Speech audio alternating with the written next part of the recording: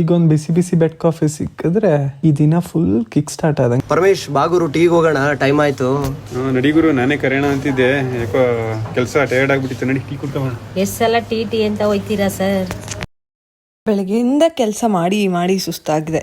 ಈಗ ಒಂದು ಲೋಟ ಕಾಫಿ ಕುಡಿದ್ರೆ ಎಲ್ಲ ಸರಿ ಹೋಗುತ್ತೆ. ಏನೋ ಎಲ್ಲಿದ್ಯಾ? ಮನೆ. ಸರಿ, ಮನೆಯಿಂದ ಆಚೆ ಬಾ, ಟೀ ಹೋಗೋಣ. ಸರಿ ಬಾರಪ್ಪ. ಇಷ್ಟು ಫೆಮಿಲಿಯರ್ ಆಗಿರೋ ಈ ಡ್ರಿಂಕ್ ಬಗ್ಗೆ ಸುಮಾರು ಇಂಟ್ರೆಸ್ಟಿಂಗ್ ಕಥೆಗಳಿದೆ. ಸೊ ಅದರಲ್ಲಿ ಒಂದು ಏನಂದರೆ, ಸುಮಾರು ವರ್ಷದ ಹಿಂದೆ ಅಂದರೆ ಕ್ರಿಸ್ತಪೂರ್ವ 2737ರಲ್ಲಿ ಚೈನಾ ದೇಶದಲ್ಲಿ ಒಬ್ಬ ರಾಜ ಮರದ ಕೆಳಗೆ ಕೂತಿರ್ತಾನೆ. ಅವನಿಗೆ ಅವನ ಸೇವಕರು ಕುಡಿಯೋಕೆ ಅಂತ ಬಿಸಿ ನೀರು ಕೊಡ್ತಾರೆ.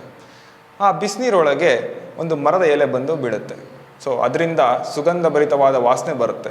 ಗಿಡಮೂಲಿಕೆ ತಜ್ಞನಾಗಿದ್ದ ಆ ರಾಜ ಅದನ್ನು ಕುಡಿಬೇಕು ಅಂತ ಅನಿಸುತ್ತೆ. ಅವಾಗ ಅದನ್ನು ಕುಡಿತಾನೆ. ಇದು ಟೀ ಹುಟ್ಟಿದ ಸ್ಟೋರಿ.